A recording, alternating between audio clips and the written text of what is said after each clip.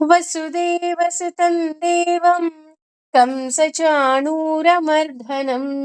देवकी परमानन्दं कृष्णं वन्दे जगद्गुरुं श्रीकृष्णं वन्दे जगद्गुरुम्. ಅವನು ಜಗದ್ಗುರುವಾಗಿ ನಮಗೆ ಎಷ್ಟು ಸುಂದರವಾಗಿ ಶಾಸ್ತ್ರ ಅಂದ್ರೆ ಏನು, ಯಜ್ಞ ಅಂದ್ರೆ ಏನು, ದಾನ ಅಂದ್ರೆ ಏನು, ತಪಸ್ಸು ಅಂದ್ರೆ ಏನು, ಈ ರೀತಿ ಎಳೆ ಎಳೆಯಾಗಿ ಆ ಜ್ಞಾನವನ್ನ ನಮಗೆ ಭಗವಂತ ನಿಜಕ್ಕೂ ಸಹ ಕರುಣಿಸ್ತಾ ಇದ್ದಾನೆ ಅಂದ್ರೆ ಇದರಲ್ಲಿ ಯಾವುದೇ ರೀತಿಯಾದಂತಹ ಸಂಶಯ ಇಲ್ಲೋದಿಕ್ಕೆ ಸಾಧ್ಯನೇ ಇಲ್ಲ. ಹಾಗೇನೆ ಆ ಓಂ ತತ್ ಸತ್ ಈ ಮೂರರ ಬಗ್ಗೆ ನಮಗೆ ವಿವರಣೆಯನ್ನ ಕೊಡ್ತಾ ಹೋಗ್ತಾನೆ. ಹಾಗೆ ಸತ್ ಅಂದಾಗ ಒಳ್ಳೆಯ ಹುಟ್ಟು, ಒಳ್ಳೆತನ, ಒಳ್ಳೆ ಕರ್ಮಗಳು ಎಲ್ಲವೂ ಸಹ ಸತ್ ಅಂದ್ರೆ ಒಳ್ಳೇದು. ಅಂದ್ರೆ ಭಗವಂತ ಇದ್ದಾನೆ ಅಂತ ಹೇಳ್ತೀವಿ ಅಲ್ವಾ, ಆ ರೀತಿ ನಮಗೆ ಸಂಪೂರ್ಣವಾದ ವಿವರಣೆಯನ್ನ ಕೊಡ್ತಾ ಹೋದ. ಅದೇ ರೀತಿ ಈ 17ನೇ ಅಧ್ಯಾಯದ ಉಳಿದ 2 ಶ್ಲೋಕಗಳಲ್ಲಿ ಅಂದ್ರೆ ಕೊನೆ 2 ಶ್ಲೋಕಗಳಲ್ಲಿ ನಮಗೆ ಇನ್ನಷ್ಟು ಮತ್ತಷ್ಟು ನಮಗೆ ಈ ಯಜ್ಞದ ಬಗ್ಗೆ, ದಾನದ ಬಗ್ಗೆ, ತಪಸ್ಸಿನ ಬಗ್ಗೆ, ಹಾಗೆ ಶಾಸ್ತ್ರದ ಬಗ್ಗೆ ನಮಗೆ ವಿವರಣೆಯನ್ನ ಕೊಡ್ತಾ ಹೋಗ್ತಾನೆ. ಹಾಗೆ ಇಲ್ಲಿ ಹೇಳ್ತಾ ಹೋಗ್ತಾನೆ ಭಗವಂತ, ಯಜ್ಞೆ ಯಜ್ಞದಲ್ಲಿ, ತಪಸ್ಸಿ ತಪಸ್ಸಿನಲ್ಲಿ, ದಾನೆ ದಾನದಲ್ಲಿ, ಚ ಕೂಡ, ಸ್ಥಿತಿ ಅಂದ್ರೆ ಸನ್ನಿವೇಶವು, ಸತ್ ಪರಮ ಇತಿ ಎಂದು, ಚ ಮತ್ತು ಉಚ್ಯತೆ ಉಚ್ಚರಿಸಲಾಗುತ್ತದೆ, ಕರ್ಮ ಕರ್ಮವು, ಚ ಕೂಡ, ಏವ ಖಂಡಿತವಾಗಿಯೂ, ತತ್ ಅದಕ್ಕಾಗಿ, ಆರ್ಥಿಯಂ ಅಂದ್ರೆ ಉದ್ದೇಶಿತವಾದ, ಸತ್ ಪರಮ ಇತಿ ಎಂದು, ಏವ ಖಂಡಿತವಾಗಿಯೂ, ಅಭಿಧೀಯತೆ ಸೂಚಿಸಲ್ಪಡುತ್ತದೆ.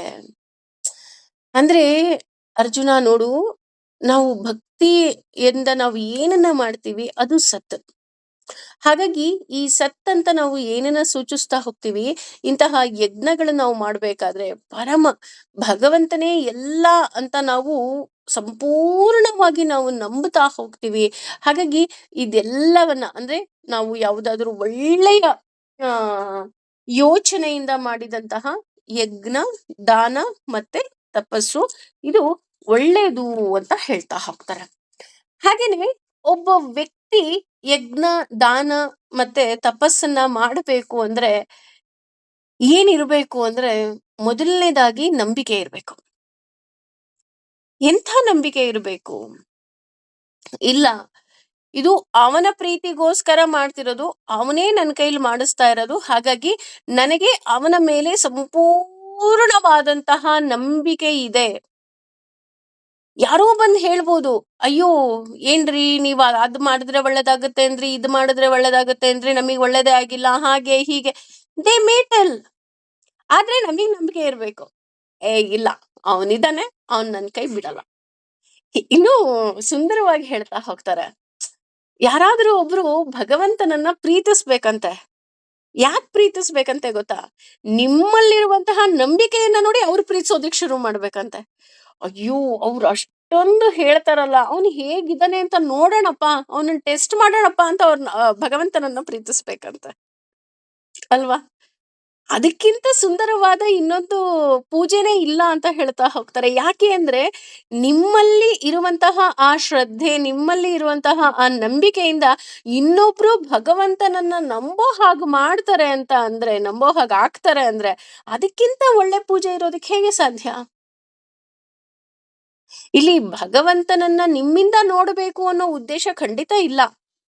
ಆದ್ರೆ ನಿಮ್ಮಿಂದ ಅವರು ಭಗವಂತನನ್ನ ಕಂಡ್ರು ಅಂತ ಅಂದ್ರೆ ಅದಕ್ಕಿಂತ ದೊಡ್ಡ ವಿಷಯ ಇರೋದಕ್ಕೆ ಸಾಧ್ಯನೇ ಇಲ್ಲ. ಹಾಗಾಗಿ ಆ ನಂಬಿಕೆ ಏನಿದೆ, ಇಲ್ಲ ಭಗವಂತ ಇದ್ದೇ ಇದ್ದಾನೆ ಅನ್ನೋ ಏನು ನಂಬಿಕೆ ಇದೆ ಅದು ಸತ್. ಹಾಗೇನೆ ಈ ಯಜ್ಞ, ದಾನ, ತಪಸ್ಸು ಈ ಏನನ್ನೇ ಮಾಡ್ಲಿ, ಮೊದಲನೇದಾಗಿ ಏನಿರ್ಬೇಕು? ಶ್ರದ್ಧೆ ಇರ್ಬೇಕು. ಶ್ರದ್ಧೆ ಇಸ್ ನಥಿಂಗ್ ಬಟ್ ನಂಬಿಕೆ.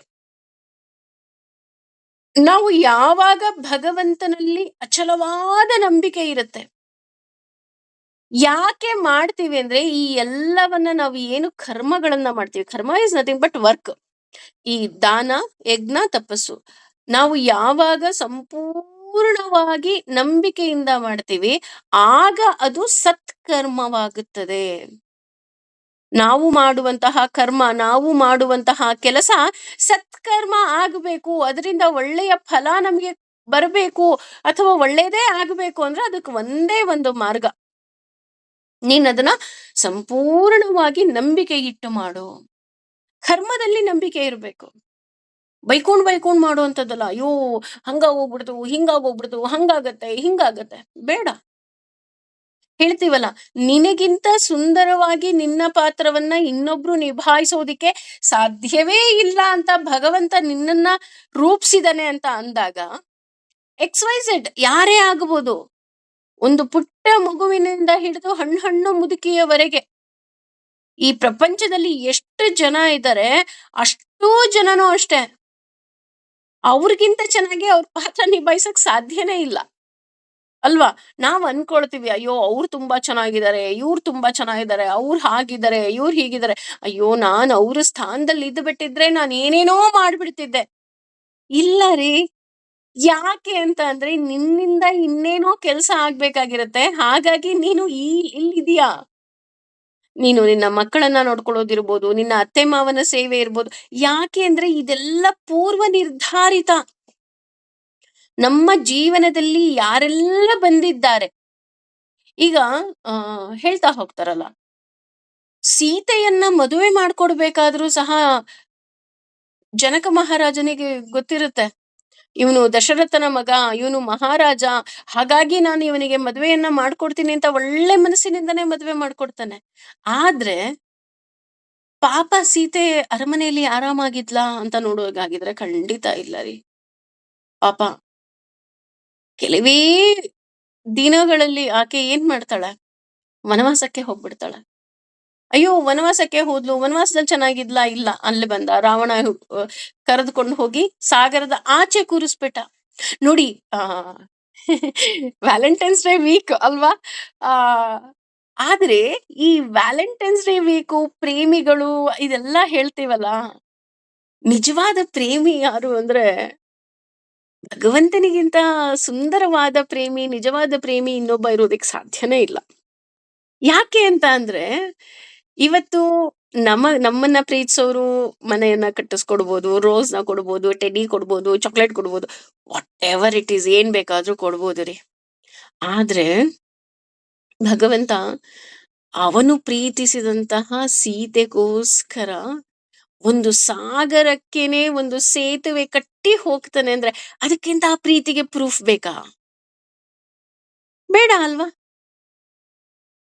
ಅಂದ್ರೆ ಈಗ ನೋಡಿ, ಅವನು ಎಷ್ಟು ದೊಡ್ಡ ಮನುಷ್ಯ, ಅವನ ಪ್ರೀತಿಗೋಸ್ಕರ ಸೇತುವೆ ಕಟ್ಟದ ಅಂದ ತಕ್ಷಣ ಭಗವಂತನನ್ನ ನಂಬದೇ ಇರೋರು ಹೇಳೋದುಂಟು, ಯಾಕೆ ನಿಮ್ ಭಗವಂತ ಸೇತುವೆ ಕಟ್ಟೆ ಹೋಗ್ಬೇಕಾಗಿತ್ತಾ? ಬೇರೆ ಕಡೆಯಿಂದ ಹೋಗ್ಲಿಕ್ಕೆ ಆಗ್ತಾ ಇರ್ಲಿಲ್ವಾ?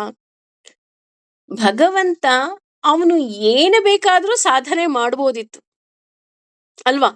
ಯುದ್ಧ ಮಾಡದೆ ಸಹ ಸೀತೆಯನ್ನ ಕರೆದುಕೊಂಡು ಬರೋ ಶಕ್ತಿ ರಾಮನಿಗಿತ್ತು.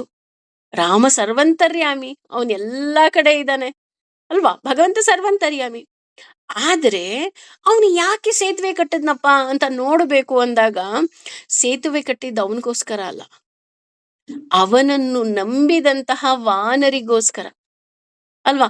ವಾನರರೆಲ್ಲರೂ ಸಹ ಹನುಮಂತನ ಹಾಗೆ ದಾಟ್ಲಿಕ್ಕೆ ಆಗ್ತಾ ಇತ್ತಾ? ಆಗಲ್ಲ. ಆದ್ರೆ ಅವ್ರನ್ನೆಲ್ಲರನ್ನು ಕರೆದುಕೊಂಡು ಹೋಗ್ಬೇಕಾಗಿತ್ತು. He's real leader. ಅದಕ್ಕೋಸ್ಕರನೇ ನಾವು ರಾಮರಾಜ್ಯ ಅಂತ ಹೇಳೋದು. ಯಾಕೆ ಅಂತ ಅಂದ್ರೆ, ಅಯ್ಯೋ ವಾನರರಪ್ಪ ನೀವೆಲ್ಲ ಇಲ್ಲೇ ಕೂತ್ಕೊಳ್ಳಿ, ನಾನೇನ್ ಹಾರ್ ಹೋಗ್ತೀನಿ. ಯಾಕೆ ಈ ಕ್ಷಣ ಹನುಮ ಹಾರಿದವನಿಗೆ ನಾನ್ ನಿನ್ ಮೇಲ್ ಕೂತ್ಕೊಂತೀನಿ, ನನ್ನನ್ನ ಸೀತೆ ಹತ್ರ ಕರ್ಕೊಂಡು ಹೋಗು ಅಂದ್ರೆ ಖಂಡಿತ ಹನುಮ ಕರ್ಕೊಂಡು ಹೋಗ್ತಾ ಇದ್ದ. ಆ ರೀತಿ ರಾಮ ಮಾಡ್ಲಿಲ್ಲ. ಅಥವಾ ಸೀತಾಮಾತೆನೂ ಅಷ್ಟೇ, ಅಮ್ಮ ಬಂದ್ಬಿಡಿ ನಾನ್ ಕರ್ಕೊಂಡ್ ಹೋಗ್ತೀನಿ ಅಂದ್ರೆ ಆಕೆ ಏನ್ ಹೇಳ್ತಾಳೆ, ನನ್ನ ರಾಮ ಬಂದು ಕರ್ಕೊಂಡ್ ಹೋಗ್ತಾನೆ. ಅವನು ರಿಯಲ್ ಹೀರೋ. ಯಾಕೆ ಅಂತ ಅಂದ್ರೆ ಎಲ್ಲರನ್ನ ಕರೆದುಕೊಂಡು ಹೋಗಿ ಯುದ್ಧವನ್ನ ಗೆದ್ದು ಬಂದ. ಕೊನೇ ಕ್ಷಣದಲ್ಲಿ ರಾವಣ ಹೇಳ್ತಾನೆ, ಅಂದ್ರೆ ಅವನ ಸಾವಿನ ಕ್ಷಣದಲ್ಲಿ ಹೇಳ್ತಾನೆ, ನೀನು ತುಂಬಾ ಪುಣ್ಯವಂತ. ಯಾಕೆ ಅಂದ್ರೆ ಲಕ್ಷ್ಮಣ ನಿನ್ನ ಜೊತೆಗೆ ಇದ್ದ. ನಾನು ಪುಣ್ಯವಂತ ಆಗೋದಿಕ್ ಸಾಧ್ಯನೇ ಇಲ್ಲ, ಯಾಕೆ ಅಂದ್ರೆ ನನ್ನ ತಮ್ಮ ನನ್ನ ಜೊತೆ ಇರ್ಲಿಲ್ಲ ಅಂತ. ಆದ್ರೆ ಹೌದು, ವಿಭೀಷಣ ಅವನು ರಾವಣನಿಗೆ ಜೊತೆ ಇಲ್ಲದೆ ಇರ್ಬೋದು, ಆದ್ರೆ ಅವನು ಧರ್ಮಕ್ಕೆ ಸಾಥ್ ಕೊಟ್ಟ. ಹಾಗಾಗಿ ನಾವು ಯಾವುದೇ ಕರ್ಮವನ್ನ ಮಾಡಿದ್ರೂ ಸಹ ಅದು ಸತ್ಕರ್ಮ ಆಗೋದು ಯಾವಾಗ ಅಂದಾಗ ನಮಗೆ ನಂಬಿಕೆ ಇದ್ದಾಗ. ಹಾಗಾಗಿ ತನ್ನನ್ನ ತಾನು ತೊಡಗಿಸ್ಕೋಬೇಕು. ನಾನು ಇಲ್ಲಿ ಯಾಕೆ ರಾಮನ ಉದಾಹರಣೆ ಕೊಟ್ಟೆ ಅಂತ ಅಂದ್ರೆ, ಈಗ ರಾಮ ತೊಡಗಿಸ್ಕೊಂಡ. ಮನುಷ್ಯರು ಯಾರು ನನಗೆ ಸಹಾಯ ಮಾಡ್ಲಿಲ್ಲ ಅಂದ್ರು, ವಾನರರು ನನಗೆ ಸಹಾಯ ಮಾಡಿದ್ರು. ವಾನರರಿಂದ ಸೇತುವೆ ಕಟ್ಟಿ ಹೋಗಿ ಯುದ್ಧ ಮಾಡಿ ಸೀತೆಯನ್ನ ಕರೆದುಕೊಂಡು ಬರೋ ಶಕ್ತಿ ಆತನಿಗಿತ್ತು ಅಲ್ವಾ? ಹಾಗಾಗಿ ನಾವು ತೊಡಗಿಸ್ಕೋಬೇಕು. ನಾನು ಭಗವಂತನ್ ಪ್ರೀತಿಸ್ತೀನಿ, ಭಗವಂತ ಎಲ್ಲಾ ಮಾಡ್ಬಿಡ್ತಾನೆ. ಭಗವಂತ ಎಲ್ಲಾ ಮಾಡೋದಿಲ್ಲ. ಆದರೆ ನೀನು ಮಾಡಿದಂತಹ ಕರ್ಮಗಳಿಗೆ ಫಲವನ್ನ ಕೊಡ್ತಾ ಹೋಗ್ತಾನೆ. ಯಾವಾಗ್ಲೂ ಅಷ್ಟೇ, ಒಂದು ತಿಳ್ಕೊಳ್ಳಿ, ಭಗವಂತ ಶಾಪನೂ ಕೊಡೋದಿಲ್ಲ, ವರವನ್ನೂ ಸಹ ಕೊಡೋದಿಲ್ಲ. ಹಾಗಿದ್ರೆ ಏನ್ ಕೊಡ್ತಾನೆ? ಅವಕಾಶ ಕೊಡ್ತಾನೆ. ಆ ಅವಕಾಶವನ್ನ ಶಾಪವನ್ನಾಗೋ ವರವನ್ನಾಗೋ ಮಾಡ್ಕೊಳ್ಳೋ ಶಕ್ತಿ ಇರೋದು ನಮಗೆ ನಮ್ಮ ಕರ್ಮದಿಂದ. ಕರ್ಮ ಇಸ್ ನಥಿಂಗ್ ಬಟ್ ವರ್ಕ್. ಅದಕ್ಕೆ ನಾನು ಯಾಕೆ ಇಲ್ಲಿ ಕರ್ಮದ ಬಗ್ಗೆ ಅಷ್ಟೊಂದು ಒತ್ತು ಕೊಡ್ತೀನಿ ಅಂತ ಅಂದ್ರೆ, ಭಗವದ್ಗೀತೆಯಲ್ಲಿ ಎಲ್ಲೂ ಸಹ ಹೇಳಿಲ್ಲ ನಿನ್ನ ಕರ್ಮದಿಂದ ವಿಮುಖ ಆಗು. ಅರ್ಜುನನಿಗೆ ಆ ರಣರಂಗದ ಮಧ್ಯದಲ್ಲಿ ಕೂರಿಸ್ಕೊಂಡು ಅವನು ಇಷ್ಟೊಂದು ಉಪದೇಶ ಮಾಡೋ ಅವಶ್ಯಕತೆ ಇರ್ಲಿಲ್ಲ. ಆದ್ರೆ ಉಪದೇಶ ಮಾಡ್ದ. ಯಾಕೆ ಉಪದೇಶ ಮಾಡ್ದ? ನಿನ್ನ ಕರ್ಮ ಮಾಡು. ಕರ್ಮ ಇಸ್ ನಥಿಂಗ್ ಬಟ್ ವರ್ಕ್. ನೋಡು, ನೀನು ಕ್ಷತ್ರಿಯನಾಗಿದ್ದೀಯಾ, ನೀನು ಯುದ್ಧ ಮಾಡ್ಲೇಬೇಕು.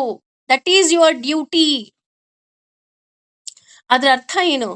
ಅಮ್ಮನಾಗಿ, ಹೆಂಡತಿಯಾಗಿ, ತಾಯಿಯಾಗಿ, ಸೊಸೆಯಾಗಿ, ಅಥವಾ ಗಂಡನಾಗಿ, ತಂದೆಯಾಗಿ, ಮಗನಾಗಿ, ಒಬ್ಬ ಒಳ್ಳೆಯ ಪ್ರಜೆಯಾಗಿ ನಿನ್ನ ಕರ್ಮಗಳು ಏನಿದೆ ನೀನು ಮಾಡ್ಲೇಬೇಕು.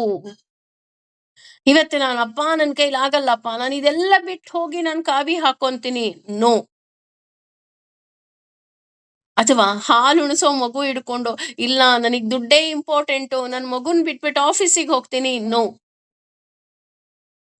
ಅಥವಾ ಹೆಂಡತಿ ಮಕ್ಕಳನ್ನ ಸಾಕೋದಿಲ್ಲ, ನೋ. You have to. ಯಾಕೆ?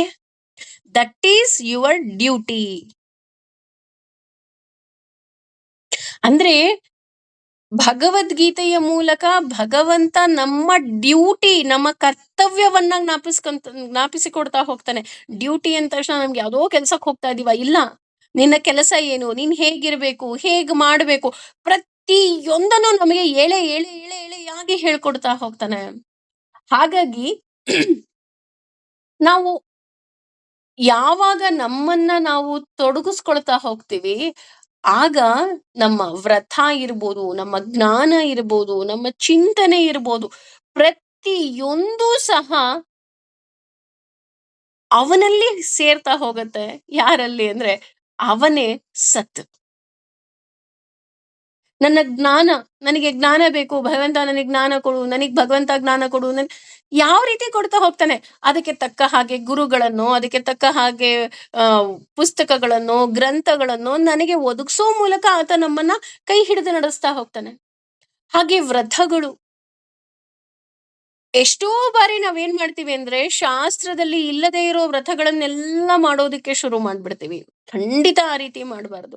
ಈಗ ಉದಾಹರಣೆ, ಏಕಾದಶಿ ವ್ರತ ಅಂತ ಅಂದ್ರೆ, ಏಕಾದಶಿ ದಿನ ಉಪವಾಸ ಮಾಡ್ಬೇಕಂದ್ರೆ ನೀನ್ ಏಕಾದಶಿ ದಿನ ಮಾತ್ರ ಉಪವಾಸ ಮಾಡ್ಬೇಕು. ಕೆಲವ್ರು ತುಂಬಾ ಬುದ್ಧಿವಂತರಿರ್ತಾರೆ, ಏಕಾದಶಿ ಬರೋದ್ 15 ದಿನಕ್ಕೊಂದ್ಸಲ ಅಲ್ವಾ, ಹಾಗಿದ್ರೆ ನಾನು ಸೆಕೆಂಡ್ ಸ್ಯಾಟರ್ಡೆ, ಫೋರ್ತ್ ಸ್ಯಾಟರ್ಡೆ ಉಪವಾಸ ಮಾಡ್ಬಿಡ್ತೀನಿ, ಓಕೆನಾ? Because that will also come after 15 days ಅಂತ ಹೇಳೋದುಂಟು. ಇಲ್ಲ ರೀ, ನೀನ್ ಯಾವತ್ತೋ ಉಪವಾಸ ಮಾಡಿದ್ರೆ ಅದು ಏಕಾದಶಿ ವ್ರತ ಆಗೋದಿಲ್ಲ. ಏಕಾದಶಿಯ ದಿನದಂದು ನೀನು ಏಕಾದಶಿ ವ್ರತ ಮಾಡಿದ್ರೆ ಆ ಫಲ ಸಿಗ್ತಾ ಹೋಗೋದು. ಭಕ್ತ ಅಂಬರೀಷನ ಹಾಗೆ. ಹಾಗೇನೆ ಇಲ್ಲಿ ನಾವು ಭಗವಂತನಲ್ಲಿ ಸಂಪೂರ್ಣ ನಂಬಿಕೆ ಇರಬೇಕು. ಹಾಗೇನೆ ಕರ್ಮ ಕರ್ಮಚೈವ ತಥಾರ್ಥಿಯಂ ಅಂತ ಅಂದ್ರೆ, ನಾನು ಯಜ್ಞ, ದಾನ, ತಪಸ್ಸು ಯಾಕೆ ಮಾಡ್ತಾ ಇದ್ದೀನಿ, ಯಾರಿಗೋಸ್ಕರ ಮಾಡಬೇಕು? ಎಷ್ಟೋ ಬಾರಿ ಸಾರಿ, ಒಂದೇ ನಿಮಿಷ. ಎಷ್ಟೋ ಬಾರಿ ನಾವು ಹೇಳೋದುಂಟು, ಯಜ್ಞ, ದಾನ, ತಪಸ್ಸು ಯಾಕೋಸ್ಕರ ಮಾಡ್ಬೇಕು? ಯಾರಿಗೋಸ್ಕರ ಮಾಡ್ಬೇಕು? ಈ ವ್ರತಗಳೆಲ್ಲ ಯಾರಿಗೋಸ್ಕರ ಮಾಡ್ಬೇಕು? ಈ ನಮ್ಮ ದಿನಚರಿ ಏನಿದೆ ಇದೆಲ್ಲ ಯಾಕ್ ಮಾಡ್ಬೇಕು? ನಾನ್ ಮಾಡೋದಿಲ್ಲ. ಯಾಕೆ ಮಾಡ್ಬೇಕಪ್ಪ ಅಂತ ಅಂದ್ರೆ, ದೇವರಿಗಾಗಿ, ಅವನ ಪ್ರೀತಿಗಾಗಿ ನಾವು ಮಾಡ್ತಾ ಹೋಗ್ಬೇಕು. ಹಾಗೇನೆ ಅವನ ಪ್ರೀತಿಗಾಗಿ ಮಾಡ್ತೀವಿ ಅಂತ, ಅವನ್ ಪ್ರೀತಿಗೋಸ್ಕರ ಮಾಡ್ಬೇಕಂತೆ, ಅವನ್ ಪ್ರೀತಿಗೋಸ್ಕರ ಮಾಡ್ಬೇಕಂತೆ, ಅವನ್ ಪ್ರೀತಿಗೋಸ್ಕರ ಮಾಡ್ಬೇಕಂತೆ. ಖಂಡಿತ ಹತ್ಕೊಂಡು ಕರ್ಕೊಂಡು ಅಲ್ಲ ರೀ.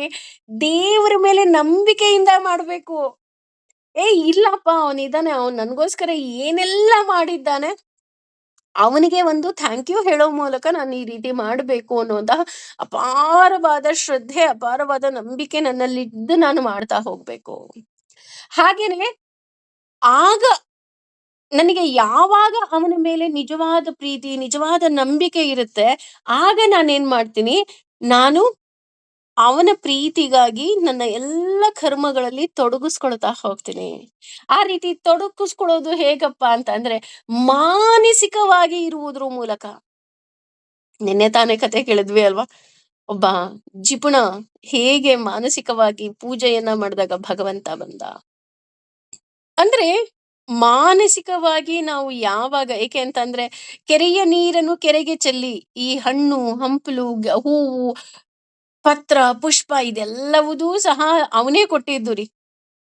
ಹೌದು, ಅಫ್ಕೋರ್ಸ್ ಮನಸ್ಸು ಸಹ ಅವನೇ ಕೊಟ್ಟಿದ್ದು, ಅವನ್ ಕೊಟ್ಟಿದ್ದಲ್ಲ ಅಂತ ಹೇಳೋದಿಕ್ ಆಗೋದೇ ಇಲ್ಲ. ಆದ್ರೆ ಆ ಮನಸ್ಸನ್ನ ಅವನಲ್ಲಿ ಇಡ್ತೀವಲ್ಲ, ಅದು ನಿಜವಾದ ಇರುವಿಕೆ. ನೀವು ಬನ್ನಿ ನಮ್ ಮನೆಗೆ ಅಂತ ಅಂದ್ರೆ ಮನಸ್ಫೂರ್ತಿಯಾಗಿ ಅವ್ರ ಮನೆಗೆ ಹೋಗ್ತೀವಲ್ಲ, ಅದು ಪ್ರೀತಿ. ಅದು ಬಿಟ್ಬಿಟ್ಟು ದೈಹಿಕವಾಗಿ ಅವ್ರ ಮನೆಗೆ ಹೋಗ್ಬಿಟ್ಟು ಮಾನಸಿಕವಾಗಿ ನಾನು ಇನ್ನೆಲ್ಲೋ ಇದ್ರೆ ಪ್ರಯೋಜನ ಏನ್ ಬಂತು? ಅಲ್ವಾ? ಹಾಗಾಗಿ ಇಲ್ಲಿ ಮಾನಸಿಕ ಇರುವಿಕೆ ತುಂಬಾ ಮುಖ್ಯ ಆಗತ್ತೆ.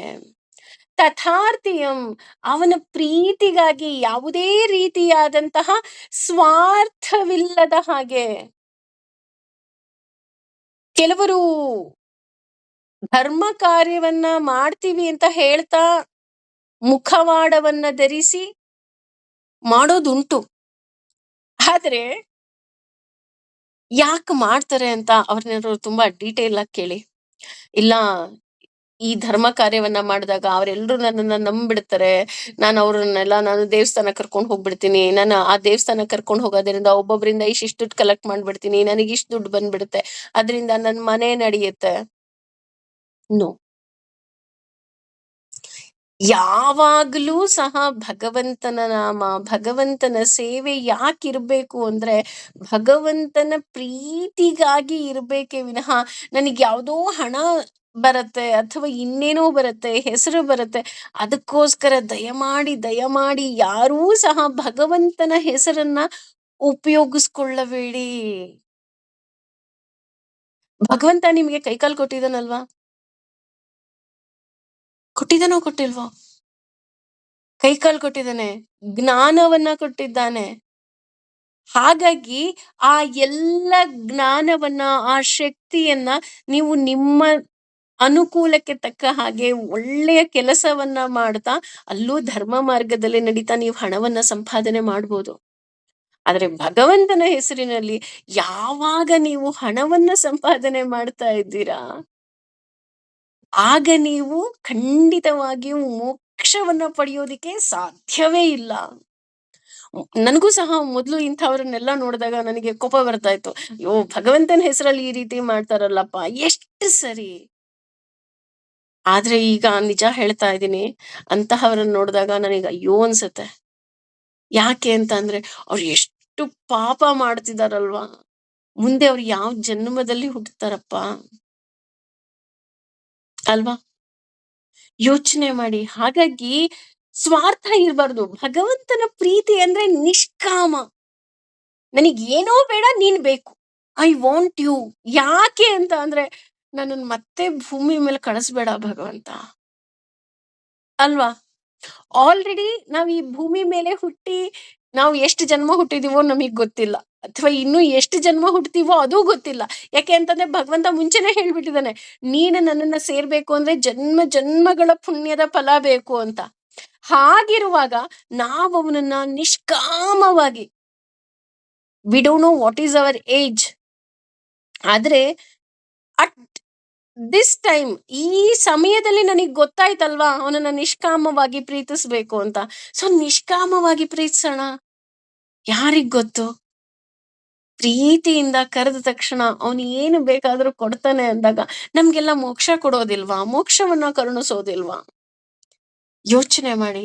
ಹಾಗಾಗಿ ನಾವು ಒಂದು ತಲೆನಲ್ಲಿ ತುಂಬಾ ಗಟ್ಟಿಯಾಗಿ ಇಟ್ಕೋಬೇಕು, ಅವನು ಮಾಡಿಸ್ತಾ ಇದ್ದಾನೆ, ಅವನು ಮಾಡಿದ ಹಾಗೆ ನಡೆಸಿದ ಹಾಗೆ ನಾನು ನಡೀತಾ ಇದ್ದೀನಿ. I am A small baby, I don't know ನನ್ನನ್ನ ಎಲ್ಲಿ ಕರ್ಕೊಂಡು ಹೋಗ್ತಿದ್ದಾರೆ, ಏನ್ ಮಾಡ್ತಾ ಇದಾರೆ ನಂಗೆ ಏನು ಗೊತ್ತಿಲ್ಲ. ಜಸ್ಟ್ ಅಪ್ಪ ನನ್ನ ಕೈ ಹಿಡ್ಕೊಂಡಿದ್ದಾರೆ, ಅಪ್ಪ ನನ್ನನ್ನು ಕರ್ಕೊಂಡು ಹೋಗ್ತಾ ಇದಾರೆ ಅಷ್ಟೇ ಅಲ್ವಾ ಆ ಮಗುಗ್ ಗೊತ್ತಿರೋದು? ಆ ಮಗುಗ್ ಬೇರೆ ಏನಾದ್ರೂ ಗೊತ್ತಾ? ಏನೂ ಗೊತ್ತಿಲ್ಲ. ಹಾಗೇನೆ ನಮ್ಗೆ ಜ್ಞಾನ ಇರ್ಬೋದು, ಶಕ್ತಿ ಇರ್ಬೋದು, ಅಥವಾ ನಮ್ಮ ಈಗಿನ ಸೋ ಕಾಲ್ಡ್ ಹಣ ಅಂತ ಏನ್ ಹೇಳ್ತೀವಿ ಅದಿರ್ಬೋದು, ಸಂಪತ್ತಿರ್ಬೋದು, ಎಲ್ಲವುದೂ ಸಹ ಅವನಿಂದ ಅಷ್ಟೆ. ಇಫ್ ಅವನು ಇಷ್ಟಪಟ್ರೆ ನಾ ಎಲ್ಲವುದೂ ಸಹ ಸಿಗ್ತಾ ಹೋಗತ್ತೆ. ಕೆಲವರು ಯಾಗ, ಹೋಮ, ಹವನಗಳು ಮಾಡೋದುಂಟು. ಈಗ ಉದಾಹರಣೆ, ಮಕ್ಕಳು ಬೇಕು ಅಂತ ಪುತ್ರಕಾಮೇಷ್ಟಿ ಯಾಗ ಸಹ ದಶರಥ ಮಹಾರಾಜ ಮಾಡಿದ. ಎಲ್ರು ಏನ್ ಅನ್ಕೊಂಡ್ಬಿಡ್ತಾರೆ ಅಂತ ಅಂದ್ರೆ, ಯಜ್ಞ ಮಾಡಿದ್ರಿಂದನೇ ಮಗು ಆಯ್ತು, ಅಥವಾ ಯಾವುದೋ ಒಂದು ವ್ರತ ಮಾಡಿದ್ರಿಂದನೇ ಮಗು ಆಯ್ತು, ಯಾವುದೋ ದೇವಸ್ಥಾನಕ್ಕೆ ಹೋಗಿದ್ರಿಂದ ಮಗು ಆಯ್ತು. ಖಂಡಿತ ಇಲ್ಲ. ಏನ್ ಮೇಡಮ್, ನಾವು ರಾಮಾಯಣದಲ್ಲಿ ಓದಿದೀವಿ, ಪುತ್ರಕಾಮೇಷ್ಟಿ ಯಾಗ ಮಾಡಿದ್ದಕ್ಕೇನೆ ದಶರಥ ಮಹಾರಾಜನಿಗೆ ಮಗು ಆಗಿದ್ದು. ಪುತ್ರಕಾಮೇಷ್ಟಿ ಯಾಗ ಒಂದು ದಾರಿ, ಮಾರ್ಗ ಅಷ್ಟೇ. ಯಾಕೆ ಅಂತ ಅಂದ್ರೆ ದೇವರನ್ನ ಪ್ರೀತಿಸೋದಿಕ್ಕೆ. ದಶರಥ ಮಹಾರಾಜ ಭಕ್ತಿಯಿಂದ, ಪ್ರೀತಿಯಿಂದ ಅವನು ಭಗವಂತನ ಮೇಲೆ ನಂಬಿಕೆ ಇಟ್ಕೊಂಡು ಅವನು ಯಾಗ ಮಾಡಿದ್ದಕ್ಕೆ ಭಗವಂತ ಪ್ರೀತಿಯಿಂದ ಫಲ ಕೊಟ್ಟಿದ್ದು 4 ಜನ ಮಕ್ಕಳು. ಯಾಗ ಮಾಡೋದ್ರಿಂದ, ನಾನು ಹೇಳಿದ್ನಲ್ಲ, ದೇವಸ್ಥಾನಕ್ಕೆ ಹೋಗೋದ್ರಿಂದ, ಯಾವುದೋ ಒಂದಿದಕ್ಕೆ ಹೋಗೋದ್ರಿಂದ ಒಳ್ಳೇದಾಗತ್ತ ಅಂದ್ರೆ ಇಲ್ಲ. ಭಗವಂತ ಇಚ್ಛೆ ಪಟ್ರೆ ಮಾತ್ರ ನಮಗೆಲ್ಲವುದು ಸಹ ದೊರಕತ್ತೆ. ನನಗೆ ಜ್ಞಾನ ಬೇಕು, ಸರಸ್ವತಿಯ ಪೂಜೆಯನ್ನ ಮಾಡ್ತೀನಿ, ಸರಸ್ವತಿಯ ವ್ರತವನ್ನ ಮಾಡ್ತೀನಿ, ಇನ್ನೇನೋ ಮಾಡ್ತೀನಿ, ಮತ್ತೊಂದು ಮಾಡ್ತೀನಿ, ಇಲ್ಲ. ಅವಳಿಗೆ ನನ್ನನ್ನ ಪ್ರೀತಿಸ್ಬೇಕು ಅಂತ ಅನ್ನಿಸ್ದಾಗ ಅಷ್ಟೇ ಆಕೆ ನನಗೆ ಜ್ಞಾನವನ್ನ ಕೊಡೋದು. ಅಥವಾ ಹಯಗ್ರೀವ ಮಂತ್ರವನ್ನ ಹೇಳ್ತೀವಿ, ಜ್ಞಾನಾನಂದಮಯಂ ದೇವಂ ನಿರ್ಮಲ ಸ್ಫಟಿಕಾಕೃತಿಂ ಆಧಾರಂ ಸರ್ವ ವಿದ್ಯಾನಾಂ ಹಯಗ್ರೀವಂ ಉಪಾಸ್ಮಹೇ. ನಾನು ಹಯಗ್ರೀವನನ್ನ ಉಪಾಸನೆ ಮಾಡ್ಬೋದು ಅಷ್ಟೇ, ಆದ್ರೆ ಹಯಗ್ರೀವ ಸ್ವಾಮಿ ನಿಜಕ್ಕೂ ಸಹ ಅನುಗ್ರಹ ಮಾಡಿ ಅವನು ಪ್ರೀತಿ ಇದ್ದಾಗ ಮಾತ್ರ ನನಗೆ ಜ್ಞಾನ ಬರೋದಿಕ್ಕೆ ಸಾಧ್ಯ. ಹಾಗಾಗಿ ಅವನ ಪ್ರೀತಿಗೋಸ್ಕರ ನಾವು ಮಾಡಬೇಕೇ ವಿನಃ ಇನ್ಯಾವುದ್ರಿಂದನೂ ಮಾಡ್ಬೋದು. ಹಾಗಿದ್ರೆ ದೇವ್ರಿಗೆ ಖುಷಿ ಆಗುತ್ತೆ, ದೇವ್ರಿಗೆ ಖುಷಿ ಆಗುತ್ತೆ ಅಂತ ನೀವು ಇಷ್ಟೊಂದು ದಿನದಿಂದ ಹೇಳ್ತಾ ಇದ್ದೀರಲ್ಲ, ಹಾಗಿದ್ರೆ ನಿಮ್ ದೇವ್ರಿಗೆ ಖುಷಿ ಆಗಿಲ್ವಾ? ಇಲ್ಲ ಕಣ್ರಿ, ದೇವ್ರು ನಿಜಕ್ಕೂ ಸಹ ಖುಷಿಯಾಗೇ ಇದ್ದಾನೆ. ದೇವ್ರಿಗೆ ಏನಾಗಿದೆ, ನಾವಾದ್ರೆ ದುಃಖ ಕಳ್ತೀವಿ, ಭಗವಂತ ಯಾಕೆ ಕಳ್ಬೇಕು? ದೇವ್ರು ನಿಜಕ್ಕೂ ಸಹ ಖುಷಿಯಾಗೇ ಇದ್ದಾನೆ. ದೇವ್ರು ಖುಷಿಯಾಗಿ ಭಗವಂತನ ಆನಂದ ಸ್ವರೂಪವೇ ಸ್ವಸ್ತಿ ಅಂತ ವಿಷ್ಣು ಸಹಸ್ರನಾಮದಲ್ಲಿ ಬರ್ತಾ ಹೋಗುತ್ತೆ. ಸೊ ಭಗವಂತ ನಿಜಕ್ಕೂ ಸಹ ಖುಷಿಯಾಗಿದ್ದಾನೆ. ಹಾಗಿದ್ರೆ ದೇವ್ರ ಖುಷಿಗೋಸ್ಕರ ನಾವ್ ಯಾಕೆ ಕೆಲಸ ಮಾಡ್ಬೇಕು? ದೇವ್ರ ಖುಷಿ ಆಗ್ಲಿ ಅಂತ ಕೆಲಸ ಮಾಡೋದಲ್ಲ, ದೇವರಿಗೆ ನಾವು ಧನ್ಯವಾದ ಹೇಳೋದಿಕ್ಕೋಸ್ಕರ ಕೆಲಸವನ್ನ ಮಾಡಬೇಕು. ಯಾಕೆ ಅಂತ ಅಂದ್ರೆ, ಈಗ ಸಾಮಾನ್ಯವಾಗಿ ನಾವ್ ಯಾರಿಗಾರು ಏನಾದ್ರೂ ಒಂದು ಉಡುಗೊರೆ ರೂಪದಲ್ಲಿ ಕೊಡೋದುಂಟು. ಕೇಳಿದ್ರೆ ಅವ್ರ ಋಣ ನನ್ನ ಮೇಲಿತ್ತು ಕಣ್ರಿ. ಆದ್ರೆ ಭಗವಂತನ ಋಣ ತೀರ್ಸೋದಿಕ್ಕೆ ನಮಗ್ ಸಾಧ್ಯನೇ ಇಲ್ಲ. ಹಾಗಾಗಿ ಪ್ರೀತಿ ಇಟ್ಟು ನಾವೆಲ್ಲವನ್ನ ಮಾಡ್ಬೇಕಾಗತ್ತೆ. ಈಗ ನಾನು ಹೇಳಿದ್ನಲ್ಲ, ಮನೆ ಕೆಲಸ ಮಾಡ್ಬೇಕಾದ್ರೆ ಭಗವಂತ ನನಗೆ ನಿನ್ನ ಪ್ಲಾನ್ ಪ್ರಕಾರ ನೀನ್ ಯಾವ ಮನೆ ಸೇರ್ಬೇಕು ಅಂತ ಅನ್ಕೊಂಡಿದ್ಯೋ ಆ ಮನೆ ನಾನು ಸೇರಿದ್ದೀನಿ. ಇಲ್ಲಿ ನನ್ನ ಕರ್ತವ್ಯ ಏನಿದೆ, ಹೆಂಡತಿಯಾಗಿ, ಅಮ್ಮನಾಗಿ, ಸೊಸೆಯಾಗಿ, ಎಲ್ಲವನ್ನ ನಾನು ನಿನ್ನ ಪ್ರೀತಿಗೋಸ್ಕರ ನನ್ನ ಕರ್ತವ್ಯ ಅಂತ ಮಾಡ್ತೀನಿ. ನಮ್ಮ ಭಾರತದ ಸುಂದರ ಸಂಪ್ರದಾಯನೇ ಅದು ಅಂತ ಅನ್ಕೊಳ್ತೀನಿ. ಯಾಕೆಂದ್ರೆ ನಮ್ಮಲ್ಲಿ ಹೆಣ್ಮಕ್ಳು ಎಷ್ಟೋ ಜನರ ಮನೇಲಿ ನಮಗ್ ಗೊತ್ತು ಅವ್ರು ಖುಷಿಯಾಗಿರಲ್ಲ. ಆದ್ರೂ ಗಂಡನ ಮನೇಲೇ ಇರ್ತಾರೆ. ಯಾಕೆ ಗೊತ್ತಾ? ನನ್ನ ಅಪ್ಪ ಅಮ್ಮನ ಹೆಸರು ಹಾಳಾಗ್ಬಾರ್ದು ಅಂತ. ಹಾಗೇನೆ ನೋಡಿ, ಅಪ್ಪ ಅಮ್ಮನ ಹೆಸರು ಹಾಳಾಗ್ಬಾರ್ದು ಅಂತ ನಾವು ಹೇಗೆ ಗಂಡನ ಮನೇಲಿ ಇರ್ತೀವಿ, ಅದಕ್ಕಿಂತ 100 ಪಟ್ಟು ನಾವು ಈ ಭೂಮಿ ಮೇಲೆ ನನ್ನ ಕರ್ತವ್ಯವನ್ನ 100% ಮಾಡ್ಬೇಕು. ಯಾಕೆ ಅಂದ್ರೆ ಭಗವಂತನ ಪ್ರೀತಿಗಾಗಿ. ಯಾಕೆ ಅಂತ ಅಂದ್ರೆ ನಮಗೆ ಗೊತ್ತಿಲ್ಲ ವಾಟ್ ಈಸ್ ಹಿಸ್ ಪ್ಲಾನ್. ಯಾವಾಗ, ಯಾವ ಊರಲ್ಲಿ ನನ್ನನ್ನ ಯಾಕೆ ಕಳಿಸ್ತಾನೆ, ಯಾರನ್ನ ಪರಿಚಯ ಮಾಡಿಸ್ತಾನೆ, ಯಾರ ಪ್ರೀತಿ ಕೊಡ್ತಾನೆ, ನಮ್ಗೇನಾದ್ರೂ ಗೊತ್ತಾ? ನಮ್ಗೇನೂ ಗೊತ್ತಿಲ್ಲ. ಹಾಗಾಗಿ ಕೇವಲ ಅವನ ಪ್ರೀತಿಗಾಗಿ ನಾವ್ ಈ ಬದುಕನ್ನ ತುಂಬಾ ಸುಂದರವನ್ನಾಗಿ ಮಾಡ್ಕೋಬೇಕು. ಹಾಗೆ ಯಜ್ಞ, ದಾನ, ತಪಸ್ಸು ಯಾಕೆ ಅಂತ ಅಂದ್ರೆ ಇದೆಲ್ಲವುದು ಅವನು ಇಷ್ಟಪಡಬೇಕು ಅಂತ. ಅವನಿಗೆ ಇದ್ರೆಲ್ಲ ಅವಶ್ಯಕತೆ ಇದೆಯಾ ಅಂತ ನೋಡೋದಾದ್ರೆ ಅವನಿಗೇನು ಅವಶ್ಯಕತೆ ಇಲ್ಲ ಕಣ್ರಿ. ಹೇಗೆ ಅಂತ ಅಂದ್ರೆ ನಾನು ಸೂರ್ಯನಿಗೆ ಆರತಿ ಮಾಡಿದ ಹಾಗೆ. ಅವನತ್ರನೇ ಅಷ್ಟೊಂದು ಬೆಳಕಿದೆ ಸೂರ್ಯನ ಹತ್ರ, ಅಲ್ವಾ? ಸೂರ್ಯನ ಬೆಳಗ್ಗೆ ಅಷ್ಟೊಂದು ಬೆಳಕಿರ್ಬೇಕಾರೆ ನಾನು ಆರತಿ ಮಾಡೋದ್ರಿಂದ ಸೂರ್ಯನಿಗೆ ಏನಾದ್ರು ಎಫೆಕ್ಟ್ ಆಗುತ್ತಾ? ಇಲ್ಲ. ಆದ್ರೆ ನನಗ್ ಖುಷಿ ಆಗುತ್ತೆ, ಅಯ್ಯೋ ನಾನ್ ಸೂರ್ಯಂಗ್ ಆರತಿ ಮಾಡ್ದೆ ಅಂತ. ಆ ಖುಷಿಗೋಸ್ಕರ, ನನ್ನ ಖುಷಿಗೋಸ್ಕರ ನಾನು ಎಲ್ಲವನ್ನ ಮಾಡ್ತಾ ಹೋಗ್ಬೇಕು ಅಂತ ಹೇಳ್ತಾ ಹೋಗ್ತಾರೆ. ಹಾಗೇನೆ ಆ ಅರ್ಜುನ ಮೊದಲನೇ ಶ್ಲೋಕದಲ್ಲೇ ಕ್ವಶನ್ ಕೇಳ್ತಾನೆ. ಏನಂತ? ಯಾವ್ದಪ್ಪ ಶಾಸ್ತ್ರ ಅಂದ್ರೆ ನೀನ್ ಇನ್ನೂ ಶಾಸ್ತ್ರದಲ್ಲಿ ಇರೋ ಹಾಗೆ ಮಾಡು ಅಂತ ಹೇಳಿದ್ಯಲ್ಲ. ಯೇ ಶಾಸ್ತ್ರ ವಿಧಿ ಮುತ್ಸೃಜ ಯಜಂತೆ ಶ್ರದ್ಧೆಯಾನ್ವಿತ ಅಂತ ಅರ್ಜುನ ಕೇಳ್ತಾನೆ.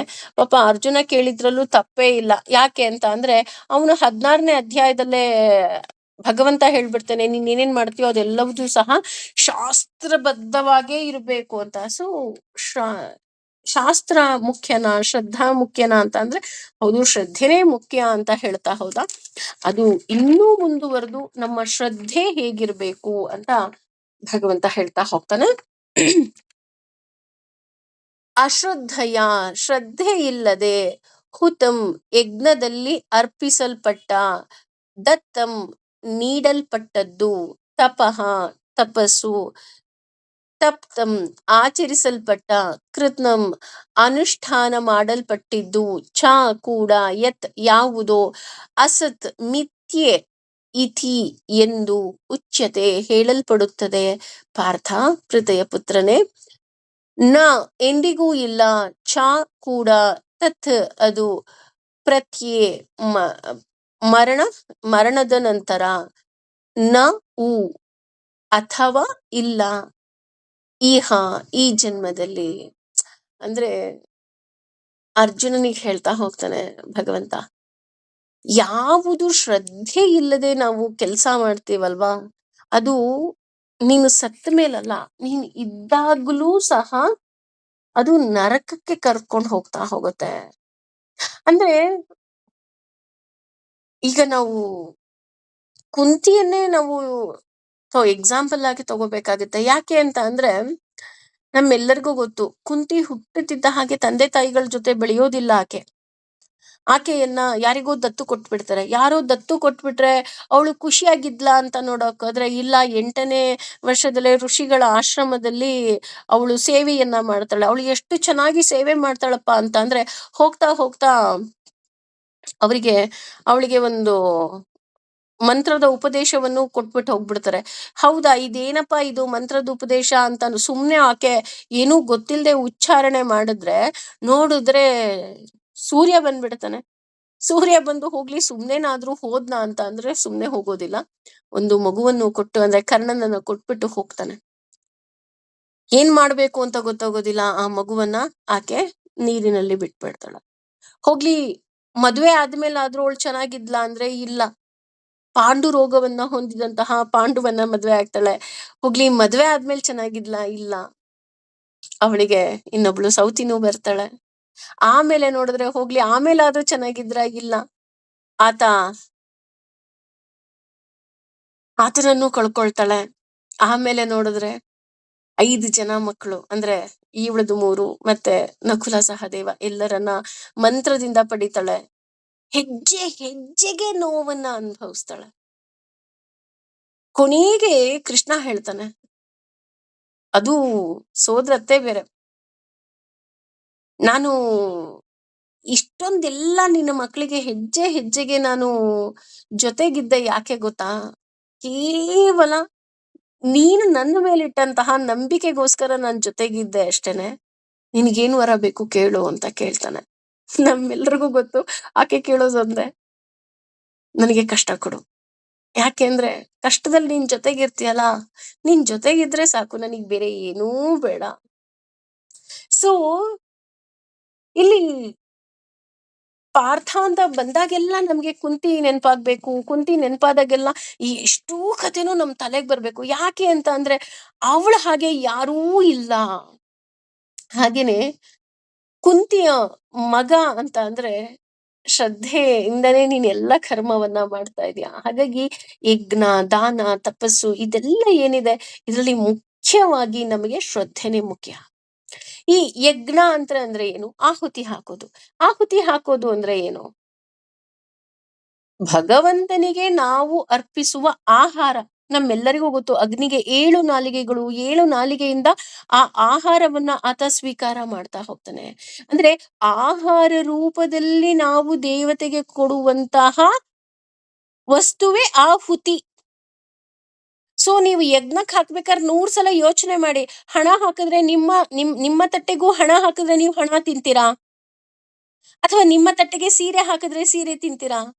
ನಿಮ್ಮ ತಟ್ಟೆಗೆ ಯಾವುದಾದ್ರೂ ಮಂಗಳ ದ್ರವ್ಯಗಳನ್ನ ಹಾಕಿದ್ರೆ ನೀವು ತಿನ್ನೋದಿಕ್ಕೆ ಸಾಧ್ಯವಾ?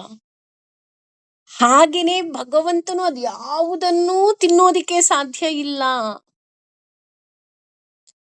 ಹಾಗಾಗಿ ಯಜ್ಞಕ್ಕೆ ನಾವು ಹಾಕುವಂತಹ ಪ್ರತಿ ವಸ್ತುವೂ ಸಹ ಅದರದೇ ಆದಂತಹ ಶಾಸ್ತ್ರದ ಉಲ್ಲೇಖ ಇರುವಂತಹ ವಸ್ತುಗಳನ್ನೇ ಹಾಕಬೇಕು. ನಾನು 1 kg ಬಂಗಾರದಿಂದ ನಾನು ನಿನಗೆ ಹೋಮವನ್ನ ಮಾಡಿದೆ, ನಿನಗೆ ಖುಷಿ ಆಯ್ತಾ ಭಗವಂತ ಅಂತ ಕೇಳಿದ್ರೆ ಭಗವಂತ ನಗ್ತಾನೆ. ನಾನೇನ್ ಬಂಗಾರ ತಿನ್ನಲ್ಲಪ್ಪ, ನನಗೆ ಯಾಕೆ ಹಾಕದೆ? ನಿನ್ ಹೆಸರಿಗೆ ನೀನ್ ತೋರ್ಪಡಿಕೆಗೋಸ್ಕರ ನೀನ್ ಆಹುತಿ ಹಾಕದೆ ವಿನಃ ನನಗೇನ್ ಅದ್ರಿಂದ ಏನೂ ಉಪಯೋಗ ಇಲ್ಲ ಅಂತ ಹೇಳ್ತಾ ಹೋಗ್ತಾನೆ. ಹಾಗಾಗಿ ಯಜ್ಞಕ್ಕೆ ಆಹುತಿ ಹಾಕುವಾಗ ತುಂಬಾ ಯೋಚನೆ ಮಾಡಿ ನಾವು ಹಾಕ್ಬೇಕು.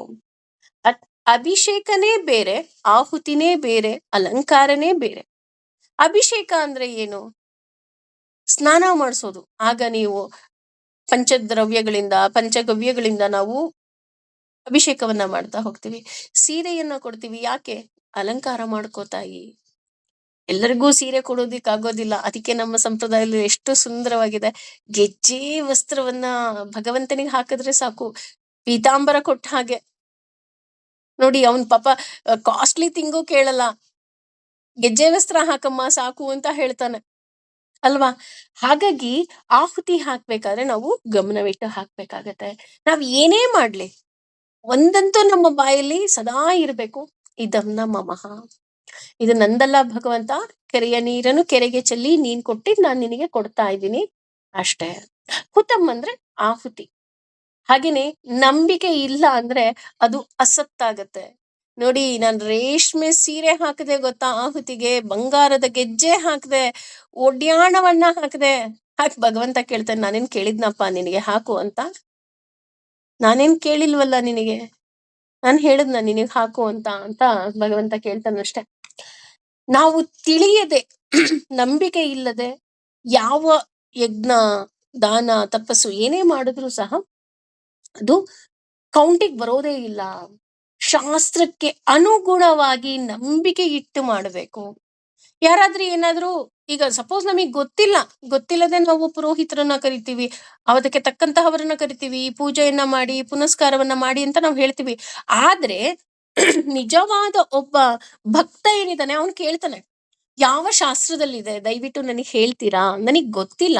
ನೀವು ತಿಳ್ಕೊಂಡಿದ್ದೀರಾ ಅಲ್ವಾ? ನೀವು ತಿಳ್ಕೊಂಡಿರೋದ್ರಿಂದ ನನಗೆ ಹೇಳಿ ಯಾವ ಶಾಸ್ತ್ರದಲ್ಲಿದೆ, ಹಾಗಾಗಿ ನಾನು ಇದನ್ನ ಮಾಡ್ತೀನಿ. ಕೇಳಿದ್ರೆ ತಪ್ಪೇನೂ ಇಲ್ಲ. ಯಾರೋ ಒಬ್ರು ಹೇಳ್ತಾರೆ ಹೀಗೇ ಮಾಡ್ಬೇಕು. ಹೌದಾ? ಯಾವ ಶಾಸ್ತ್ರದಲ್ಲಿದೆ? ಯಾವ ಪುರಾಣದಲ್ಲಿದೆ? ದಯವಿಟ್ಟು ಹೇಳಿ. ಬೇಕಾದ್ರೆ ನೀವು ನಾನ ಇನ್ನೂ ತುಂಬಾ ಸಿಂಪಲ್ ಆಗಿ ಹೇಳ್ಬೇಕು ಅಂದ್ರೆ, ನಾವು ವ್ರತಗಳು ಮಾಡ್ತೀವಿ, ವ್ರತ ಕಥೆಗಳನ್ನ ಓದ್ತೀವಲ್ಲ, ಆ ವ್ರತ ಕಥೆಗಳಲ್ಲೂ ಅಷ್ಟೇ ಎಷ್ಟು ಸುಲಭವಾದ ವಿಧಾನದಲ್ಲಿ ಅವರು ಪೂಜೆ ಪುನಸ್ಕಾರವನ್ನ ಕೊಟ್ಟಿರ್ತಾರಪ್ಪ ಅಂತಂದ್ರೆ, ಎಲ್ಲೂ ನೀನು ತುಂಬಾ ಕಾಸ್ಟ್ಲಿ ರೇಷ್ಮೆ ಸೀರೆನೋ, ಒಡವೆನೋ, ಬೆಳ್ಳಿನೋ, ಬಂಗಾರನೋ, ಇನ್ನೇನೋ ಕೊಡು ಅಂತ ಹೇಳೇ ಇಲ್ಲ. ಅದನ್ನ ಯಾವ್ದು ನಾವು ತಿಳ್ಕೊಳ್ಳೋ ಆ ನಿಟ್ಟಿಗೆ ನಾವು ಹೋಗೋದಿಲ್ಲ. ಹಾಗಾಗಿ ಶಾಸ್ತ್ರ ಬಿಟ್ಟು ಮಾಡುವ ಯಾಗ ಭಗವಂತನಿಗೆ ಖಂಡಿತವಾಗ್ಲೂ ಸಹ ಇಷ್ಟ ಆಗೋದಿಲ್ಲ. ಅಷ್ಟೇ ಅಲ್ಲ, ದೇವರಿಗೆ ಖುಷಿ ಆಗೋದು ಒಂದೇ, ಅದು ಶ್ರದ್ಧೆಯಿಂದ ಮಾತ್ರ. ದತ್ತಂ ಅಂದ್ರೆ ದಾನ ಕೊಡೋದು. ದಾನ ಕೊಡ್ಬೇಕಾದ್ರೂ ಅಷ್ಟೇ, ಇದಂ ನಮಃ. ನೀವ್ ಯಾರಿಗೇನೇ ಕೊಡಿ, ಅಪ್ಪ ಭಗವಂತ, ನೀನು ನನಗೆ ಪೋಸ್ಟ್ ಮ್ಯಾನ್ ಕೆಲಸ ಮಾಡಿಸ್ತಾ ಇದೆಯಲ್ಲ, ಆ ಪೋಸ್ಟ್ ಮ್ಯಾನ್ ಕೆಲಸ ನಾನು ಮಾಡ್ತಾ ಇದ್ದೀನಪ್ಪ ಅಷ್ಟೇ. ಇದಂ ನಮಃ. ನೀನು ಕೊಡು ಅಂತ ನನಗೆ ಬುದ್ಧಿಯನ್ನ ಕೊಟ್ಟೆ ನಾನು ಕೊಡ್ತಾ ಇದ್ದೀನಿ ಅಷ್ಟೇ. ಯಾಕೆ ಅಂತ ಅಂದ್ರೆ, ಭಗವಂತ ಶಕ್ತಿ ಕೊಡ್ಲಿಲ್ಲ, ಭಗವಂತ ಬುದ್ಧಿ ಕೊಡ್ಲಿಲ್ಲ, ಭಗವಂತ ಶ್ರದ್ಧೆ ಕೊಡ್ಲಿಲ್ಲ ಅಂದ್ರೆ ಕೊಡೋ ಮನ್ಸು ಕೊಡೋದಿಲ್ಲ. ಹಾಗಾಗಿ ಕೊಡುವ ಮನಸ್ಸನ್ನ ನೀನ್ ಕೊಟ್ಟಿದ್ಯಾ, ಹಾಗಾಗಿ ಕೊಡ್ತಾ ಇದ್ದೀನಿ. ನನ್ನ ಪಾಪ ಹೋಗುತ್ತೆ ಅಂತ ನಾನು ಕೊಡ್ತಾ ಇಲ್ಲ, ನೀನು ನನಗೆ ಮನಸ್ಸು ಕೊಟ್ಟಿರೋದ್ರಿಂದ ಕೊಡ್ತಾ ಇದ್ದೀನಿ. ಇದಂ ನಮ್ಮ ಮಹಾ, ಇದು ನಂದಲ್ಲ ತಂದೆ, ನಾನು ಕೇವಲ just I am A post man. ಶಾಸ್ತ್ರ ಹೇಳಿದ ಹಾಗೆ ನಾವು ದಾನ ಮಾಡಬೇಕು. ಶಾಸ್ತ್ರವನ್ನ ಬಿಟ್ಟು ನಾವು ದಾನ ಮಾಡೋದು ಖಂಡಿತವಾಗ್ಲೂ ಅದನ್ನ ದಾನ ಅಂತ ಹೇಳೋದೇ ಇಲ್ಲ. ಶಾಸ್ತ್ರದಲ್ಲಿ ಏನು ದಾನ ಹೇಳಿದೆ ಅಷ್ಟನ್ನೇ ನಾವು ದಾನ ಮಾಡಬೇಕು. ಏನೇನೋ ದಾನ ಮಾಡ್ಬಿಟ್ಟು, ನಾನ್ ದಾನ ಮಾಡ್ಬಿಟ್ಟೆ, ನಾನ್ ದಾನ ಮಾಡ್ಬಿಟ್ಟೆ, ನಾನ್ ದಾನ ಮಾಡ್ಬಿಟ್ಟೆ ಅಂತ ಡಂಗೂರ ಸಾರೋದಲ್ಲ. ನಾವು ಬದುಕಿದ್ದಾಗ ಏನು ಕೊಡ್ತೀವೋ ಅದು ದಾನ. ನಾವು ಸತ್ತ ಮೇಲೆ ಕೊಡುವುದು ಖಂಡಿತವಾಗ್ಲೂ ದಾನ ಆಗೋದೇ ಇಲ್ಲ.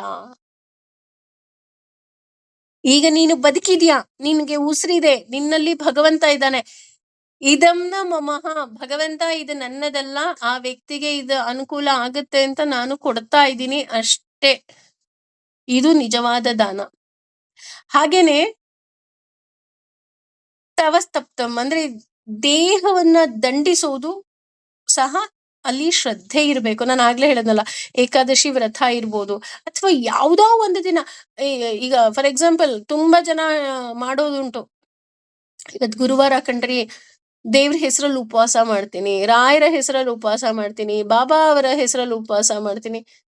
ಅವ್ರು ಹೇಳಿದ್ರ ನಿನಗೆ? ಯಾವ್ದಾದ್ರು ಶಾಸ್ತ್ರದಲ್ಲಿ ಉಲ್ಲೇಖ ಇದೆಯಾ? ಅಥವಾ ಯಾವ್ದಾದ್ರು ವ್ರತದಲ್ಲಿ ಉಲ್ಲೇಖ ಇದೆಯಾ? ಶಾಸ್ತ್ರದಲ್ಲಿ ಉಲ್ಲೇಖ ಇದ್ದು ಮಾಡುವ ಉಪವಾಸಗಳಿಗೆ ಮಾತ್ರ ಬೆಲೆ ಉಂಟು. ಉದಾಹರಣೆ, ಏಕಾದಶಿ ವ್ರತ ಇರ್ಬೋದು, ಅಥವಾ ಶಿವರಾತ್ರಿಯ ದಿನ ಉಪವಾಸ ಇರ್ಬೋದು, ಇದೆಲ್ಲ ಶಾಸ್ತ್ರದಲ್ಲಿ ಇದೆ. ಇನ್ನಾವುದೋ ದಿನ ನಾನು ಉಪವಾಸ ಮಾಡ್ಬಿಡ್ತೇನೆ. ಆಗ್ಲೇ ಹೇಳದ್ನಲ್ಲ, ಏಕಾದಶಿ ಅಂದ್ರೆ ಏಕಾದಶಿ ದಿನನೇ ಮಾಡ್ಬೇಕು, 15 ದಿನಕ್ಕೊಂದ್ಸಲ ಮಾಡೋದಲ್ಲ.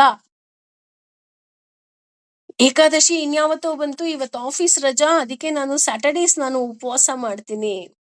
ನೋ. ಹಾಗೇನೆ ಯಾವುದೇ ನಾವು ಪೂಜಾ ಕಾರ್ಯಗಳನ್ನ ಮಾಡ್ಲಿ, ಯಜ್ಞ ಮಾಡ್ಲಿ, ದಾನ ಮಾಡ್ಲಿ, ಅಥವಾ ಯಾವುದೇ ಒಂದು ಧಾರ್ಮಿಕ ಆಚರಣೆಯನ್ನ ನಾವು ಮಾಡಬೇಕಾದ್ರೆ ಅದರ ಬಗ್ಗೆ ಸಂಪೂರ್ಣವಾದ ಮಾಹಿತಿ ನಮಗೆ ಇರಬೇಕು. ಮಾಹಿತಿ ತಿಳಿದು ಮಾಡ್ಬೇಕು. ಇಲ್ಲ ಅಂತ ಅಂದ್ರೆ ಹೇಳ್ತೀವಲ್ಲ, ಆ ಬೆಕ್ಕನ್ನ ಕಟ್ ಹಾಕಿ ಶ್ರಾದ್ದ ಮಾಡಿದ ಹಾಗಾಗತ್ತೆ. ನೀನು ಯಾವುದನ್ನು ತಿಳಿಯದೆ ನೀನು ಮಾಡ್ತಾ ಇದೀಯ ಅಂದ್ರೆ ಅದು ಮೂಢನಂಬಿಕೆಯಾಗತ್ತೆ. ಮೂಢನಂಬಿಕೆಯಿಂದ ಭಗವಂತನನ್ನ ಪೂಜೆ ಮಾಡಬಾರದು. ನಂಬಿಕೆಯಿಂದ, ಶ್ರದ್ಧೆಯಿಂದ, ಪ್ರೀತಿಯಿಂದ ಮಾತ್ರ ನಾವು ಆರಾಧನೆ ಮಾಡಬೇಕು. ಸಾತ್ವಿಕವಾದ ನಂಬಿಕೆ, ಶ್ರದ್ಧೆ ಮಾತ್ರ ಇರ್ಬೇಕು.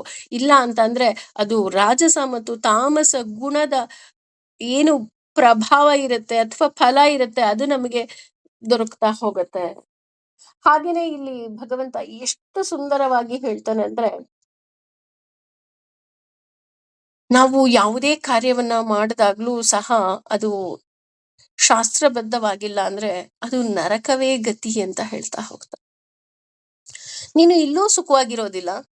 ಅವ್ರು ಹಾಗೆ ಹೇಳಿದ್ರು, ಅವ್ರು ಹೀಗೆ ಹೇಳಿದ್ರು, ನನ್ನ ಹತ್ರ ದುಡ್ಡಿಲ್ಲ, ನನ್ನ ಹತ್ರ ಕಾಸಿಲ್ಲ, ಗಂಡನ ಹತ್ರ ಜಗಳ ಕಾಯ್ಕೊಂತೀಯ, ಇನ್ಯಾರ ಹತ್ರನೋ ಜಗಳ ಕಾಯ್ತೀಯ. ಜಗಳ ಕಾದು ವಸ್ತುಗಳನ್ನ ತರಿಸಿ ನೀನು ಪೂಜೆ ಮಾಡಿ ಪ್ರಯೋಜನ ಏನು? ಅಲ್ಲಿ ನಂಬಿಕೆ ಇಲ್ಲ, ಒಂದು ಪ್ರೀತಿ ಇಲ್ಲ ಅಲ್ವಾ? ಭಗವಂತನ ಮೇಲೆ ಸಂಪೂರ್ಣವಾದ ಪ್ರೀತಿ ವಿಶ್ವಾಸ ಇಟ್ಕೊಂಡು ನಾವು ಕೆಲಸವನ್ನ ಮಾಡ್ಬೇಕಾಗತ್ತೆ. ಅದಕ್ಕೆ ಪ್ರಹ್ಲಾದ ಎಷ್ಟು ಸುಂದರವಾಗಿ ಹೇಳ್ತಾರೆ ಅಂತ ಅಂದ್ರೆ, ಇಲ್ಲಿ ಸುಖ ಭೋಗಗಳು ನಿನಗೆ ಬೇಕು ಅಂತ ನೀನು ವ್ರತವನ್ನ ಮಾಡಬೇಡ. ಮನೆ ಬೇಕು, ಮಕ್ಳು ಬೇಕು, ಮದುವೆ ಬೇಕು, ಇನ್ನೊಂದು ಬೇಕು, ಮತ್ತೊಂದು ಬೇಕು, ಖಂಡಿತ ಮಾಡ್ಬೇಡ. ಈ ಜನ್ಮದಲ್ಲಿ ನಿನಗೆ ಏನೆಲ್ಲ ಸಿಕ್ಕಿದೆ, ಸುಖ ದುಃಖ ಎಲ್ಲವೂ ಸಹ ನಿನ್ನ ಪೂರ್ವ ಜನ್ಮದ ಹಣೆ ಬರಹ ಅಷ್ಟೇ. ವಾಟ್ ಎವರ್ ಇಟ್ ಈಸ್, ನನ್ನ ಆರೋಗ್ಯ ಇರ್ಬೋದು, ನನ್ನ ದೇಹ ಇರ್ಬೋದು, ನನ್ನ ಸುಖ, ನನ್ನ ದುಃಖ, ನನ್ನ ಸಂಬಂಧಗಳು, ಪ್ರತಿಯೊಂದೂ ಸಹ ನನ್ನ ಹಣೆ ಬರ. ಇದು ನಾನು ಬರ್ಕೊಂಬಂದಿರೋದು. ಹಾಗಾಗಿ ನೀನು ಭಗವಂತನನ್ನ ಆರಾಧನೆ ಮಾಡಬೇಕು ಅಂದ್ರೆ ನಿಜವಾದ ಆರಾಧನೆ, ಪ್ರೀತಿಯಿಂದ, ಭಕ್ತಿಯಿಂದ, ನಂಬಿಕೆಯಿಂದ ಮಾಡು. ಅಷ್ಟೇ ಅಲ್ಲ, ಆ ಬುದ್ಧಿಯನ್ನ ಕೊಡುವವನು ಸಹ ಭಗವಂತ. ಹಾಗಾಗಿ ಭಗವಂತನಿಗೆ ಸಂಪೂರ್ಣ ಸಂಪೂರ್ಣ ಶರಣಾಗ್ಬೇಕು. ಹೇಗೆ ಶರಣಾಗ್ಬೇಕಪ್ಪ ಅಂದ್ರೆ ಒಳ್ಳೆ ಮನಸ್ಸಿನಿಂದ, ಒಳ್ಳೆ ಬುದ್ಧಿಯಿಂದ.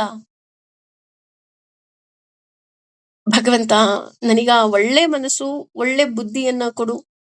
ಕಾರಣ ಇಷ್ಟೇ, ನಾನು ನಿನ್ನನ್ನ ಪ್ರೀತಿಸ್ಬೇಕು, ನಿನ್ನನ್ನ ಸೇವೆ ಮಾಡಬೇಕು, ನಿನ್ನನ್ನ ನಾನು ಶ್ರದ್ಧೆಯಿಂದ, ಸಾತ್ವಿಕವಾದ ಬಯಕೆ, ನೀನ್ ಬೇಕು, ನೀನು ಬಿಟ್ಟು ನನಗೇನೂ ಬೇಡ ಅನ್ನುವಂತಹ ಮನಸ್ಸನ್ನ ನೀನು ಕೊಡು ಭಗವಂತ ಅಂತ ಹೇಳಿ ನಾನು ಪೂಜೆ ಮಾಡಿದಾಗ ಮಾತ್ರ ನನಗೆ ಸಾತ್ವಿಕ ಫಲ ಬರುತ್ತಾ ಹೋಗ್ತೇ ವಿನಃ ಇನ್ನೊಂದು ಬೇಕು, ಮತ್ತೊಂದು ಬೇಕು, ಮನೆ ಬೇಕು, ಆಸ್ತಿ ಬೇಕು, ಪಾಸ್ತಿ, ಈ ಬೇಕು ಬೇಕು ಬೇಕು ಬೇಕು ಎಲ್ಲಿವರೆಗೂ ಇರುತ್ತೆ ಅಲ್ಲಿವರೆಗೂ ನಾವೆಲ್ಲರೂ ಸಹ ಬಡವರಾಗೇ ಇರ್ತೀವಿ. ಬಡವರು ಅಂದ್ರೆ ಆರ್ಥಿಕವಾಗಿ ಅಲ್ಲ, ಮಾನಸಿಕವಾಗಿ. ಯಾವಾಗ ನೀನು ನನಗೇನೂ ಬೇಡ, ನೀನ್ ಕೊಟ್ಟಿದ್ರಲ್ಲೇ ನಾನು ಖುಷಿಯಾಗಿದ್ದೀನಿ ಭಗವಂತ ಅಂತ ಹೇಳ್ತಾ ಹೋಗ್ತೀವಿ, ಆಗ ಭಗವಂತ ನಮ್ಮೆಲ್ಲ ಯೋಗಕ್ಷೇಮವನ್ನ ಆತ ನೋಡ್ಕೊಳ್ತಾ ಹೋಗ್ತಾನೆ. ಹಾಗಾಗಿ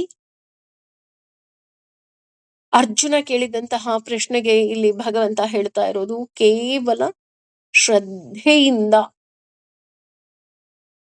ಶಾಸ್ತ್ರದಲ್ಲಿ ಇರೋ ಹಾಗೆ ಮಾಡು. ನನಗೆ ಶಾಸ್ತ್ರ ಗೊತ್ತಿಲ್ಲ. ಶಾಸ್ತ್ರ ಗೊತ್ತಿಲ್ವಾ?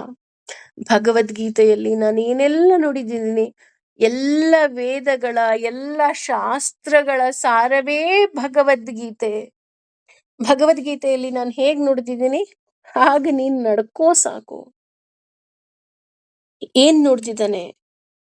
ಸಿಂಪಲ್ ಆಗಿ ಹೇಳಬೇಕು ಅಂದ್ರೆ, ನಿನ್ನ ಕರ್ತವ್ಯವನ್ನ ಮಾಡು, ನಿನ್ನ ಕರ್ತವ್ಯದಿಂದ ವಿಮುಖರಾಗಬೇಡ, ಯಾವುದೇ ರೀತಿಯಾದಂತಹ ಆಸೆ ಆಕಾಂಕ್ಷೆಗಳನ್ನ ಇಟ್ಕೋಬೇಡ, ಕೇವಲ ಕೇವಲ ಕರ್ಮವನ್ನ ಮಾಡು. ಅದರಿಂದ ಯಾವುದೇ ರೀತಿಯಾದಂತಹ ರಿಟರ್ನ್ಸ್ನು ಸಹ ನೀನು ಕೇಳಬೇಡ. ಕರ್ಮಣ್ಯೇವಾಧಿಕಾರಸ್ತೆ ಮಾ ಫಲೇಷು ಕದಾಚನ. ನೀನ್ ಕರ್ಮ ಮಾಡು, ಸಾತ್ವಿಕವಾಗಿ ಮನಸ್ಸನ್ನ ಇಟ್ಕೋ. ಅದಕ್ಕಿಂತ ಹೆಚ್ಚಾಗಿ ಹೇಳೋದು, ನೀನ್ ಇವತ್ತೇನಿದೆಯಾ ಅದೆಲ್ಲಕ್ಕೂ ಕಾರಣ ನಿನ್ನ ಮನಸ್ಸು. ನಾವೇನ್ ಮಾಡ್ತೀವಿ, ನಾನು ಇವತ್ತೇನಿದ್ದೀನಿ ನಮ್ಮಪ್ಪನಿಂದ, ನಮ್ಮಮ್ಮನಿಂದ, ಅವರಿಂದ, ಇವರಿಂದ, ಇವ್ರ ಡಿಸಿಷನ್ ತಗೊಂಡ್ರು, ಅವ್ರ ಡಿಸಿಷನ್ ತಗೊಂಡ್ರು. ನೋ,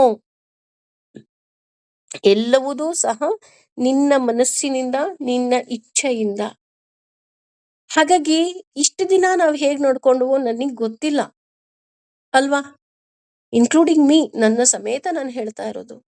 ಈ 17 ಅಧ್ಯಾಯದ ಅರ್ಥ ನಮಗೆ ಭಗವಂತ ತಿಳಿಸಿದಾನೆ ಅಂದ್ರೆ ಅವನು ನಮ್ಮನ್ನ ಆಯ್ಕೆ ಮಾಡ್ಕೊಂಡಿದ್ದಾನೆ. ಅದಕ್ಕಿಂತ ಹೆಚ್ಚಾಗಿ ಇದಮ್ನ ಮಮಃ, ಇದು ನನ್ನದಲ್ಲ, ನಾಹಂ ಕರ್ತ ಹರಿಕರ್ತ. ಇವತ್ತು ನನ್ನ ಕೈಲಿ ಏನೆಲ್ಲ ಮಾಡಿಸ್ತಾ ಇದ್ದಾನೆ ಅದು ಭಗವಂತ ನನ್ನ ಕೈಯಲ್ಲಿ ಮಾಡಿಸ್ತಾ ಇರೋದು ಅಷ್ಟೇ. ಭಗವಂತ ನನ್ನ ಕೈಲಿ ಒಳ್ಳೆ ಕೆಲಸ ಮಾಡ್ಸಪ್ಪ, ನನ್ನನ್ನು ಒಳ್ಳೆ ದಾರಿಯಲ್ಲಿ ನಡ್ಸಪ್ಪ. ಭಗವಂತ ನನಗೆ ಏನೂ ಬೇಡ. ಯಾಕಂದ್ರೆ ಪ್ರಹ್ಲಾದ ಮಹಾರಾಜರೇ ಹೇಳ್ಬಿಟ್ಟಿದಾರಲ್ವಾ, ಎಲ್ಲವೂ ಸಹ ನನ್ನ ಹಣೆ ಬರ. Okay, I will accept. ನಾನು ಎಲ್ಲದನ್ನ ಒಪ್ಕೊಳ್ತೀನಿ. ಒಪ್ಕೊಳ್ತಾ ನಾನು ಕೇಳ್ತಾ ಇದ್ದೀನಿ, ನನಗೇನೂ ಬೇಡ, ಆದ್ರೆ ನನಗೆ ನೀನ್ ಬೇಕು. I want you. ಸೊ ಇದಕ್ಕಿಂತ ಮುಂಚೆನೆ ಒಂದು 15 ದಿನ ಆಗಿದೆ ಅನ್ಕೊಂತೀನಿ. ವ್ಯಾಲೆಂಟೈನ್ಸ್ ಡೇ ಪ್ರಿಪ್ರೇಷನ್‌ಗೆ ಎಲ್ರೂ ನಿಮ್ಮ ಮನಸ್ಸನ್ನ ಶುದ್ಧ ಮಾಡ್ಕೊಳ್ಳಿ, ಸ್ವಚ್ಛ ಮಾಡ್ಕೊಳ್ಳಿ ಅಂತ ಅಂದಿದ್ವಿ. ಆ ಮನಸ್ಸಿನಲ್ಲಿ ಶುದ್ಧವಾಗಿ ಹೇಗೆ ಒಂದು ತೋಟದಲ್ಲಿ ಏನನ್ನಾದ್ರೂ ನೆಡಬೇಕು ಅಂದಾಗ ಮೊದಲು ಆ ಜಾಗವನ್ನ ಸ್ವಚ್ಛಗೊಳಿಸ್ತಾರೆ. ಆ ರೀತಿ ನಮ್ಮ ಮನಸ್ಸನ್ನ ಶುದ್ಧಗೊಳಿಸ್ತಾ ಭಗವಂತನಿಗೆ ಹೇಳೋಣ. ಭಗವಂತ, ನನ್ನ ಮನಸ್ಸಲ್ಲಿ ಕಾಮ, ಕ್ರೋಧ, ಲೋಭ, ಮದ, ಮಾತ್ಸರ್ಯ ಯಾವುದೂ ಇಲ್ಲ. ಎಲ್ಲವನ್ನ ತೆಗೆದು ಹಾಕಿದ್ದೀನಿ. ಅದು ನಿನ್ನ ಸಹಾಯದಿಂದ. ನೀನ್ ಬಂದು ಕೂತ್ಕೋ. ನಾನು ನಿನ್ನನ್ನ ಆರಾಧನೆ ಮಾಡಬೇಕು. ನನಗೇನೂ ಬೇಡ, ನೀನ್ ಬೇಕು ಅಲ್ವಾ? Valentine's day, promise day, propose day ಇದೆಲ್ಲ ಯಾವುದೋ ವ್ಯಕ್ತಿಗೆ ಮಾಡಿ ನಾವು ದುಃಖ ಪಡೋದಕ್ಕಿಂತ ಭಗವಂತ ನೀನೇ ಬೇಕು, ನನ್ನ ಹಣೆಯ ಬರಹದ ಒಂದೊಂದು ಬರಹವೂ ಸಹ ನಿನ್ನ ಕೈಲಿದೆ, ನೀನು ಬರಿ ಅಂತ ಹೇಳಿ ಅವನ ಕೈಲಿ ಪೆನ್ ಕೊಡೋದು ತುಂಬಾ ಒಳ್ಳೇದಲ್ವಾ? ಯೋಚನೆ ಮಾಡಿ. ಏಕೆಂದ್ರೆ 17 ಅಧ್ಯಾಯಗಳ ಅರ್ಥ ನಮ್ಮೆಲ್ಲರಿಗೂ ಸಹ ಭಗವಂತ ತಿಳಿಸಿದ್ದಾನೆ ಅಂದ್ರೆ ನಿಜಕ್ಕೂ ಸಹ ಇದು ತಮಾಷೆಯ ವಿಷಯ ಇರೋದಿಕ್ ಸಾಧ್ಯವೇ ಇಲ್ಲ. ಅವನು ತಿಳಿಸಿದ್ದಾನೆ, ಅವನ ಮೂಲಕ ನಾವು ತಿಳ್ಕೊಂಡಿದೀವಿ. ನಮ್ಮೆಲ್ಲರನ್ನ ಕೈ ಹಿಡಿದು ಭಗವಂತ ನಡೆಸ್ಲಿ. ಹಾಗೆ ಭಗವಂತ ನಮ್ಮಿಂದ ಏನೇ ತಪ್ಪಾಗಿದ್ರು ಕ್ಷಮಿಸ್ಬಿಡಪ್ಪ ಅಂತ ಕೇಳ್ತಾ, ಸರ್ವಂ ಶ್ರೀ ಕೃಷ್ಣಾರ್ಪಣಮಸ್ತು, ಲೋಕಾ ಸಮಸ್ತ ಸುಖಿನೋ ಭವಂತು, ಸಮಸ್ತ ಸನ್ಮಂಗಲಾನಿ ಭವಂತು ಅಂತ ಹೇಳ್ತಾ ಈ 17 ಅಧ್ಯಾಯವನ್ನೂ ಸಹ ಭಗವಂತನ ಪಾದಕ್ಕೆ ಅರ್ಪಿಸೋಣ. Okay, thank you. I hope ನೀವೆಲ್ಲರೂ ಎಂಜಾಯ್ ಮಾಡ್ತಾ ಇದ್ದೀರಾ ಅಂತ ನಾನು ಭಾವಿಸ್ತೀನಿ. ಧನ್ಯವಾದಗಳು.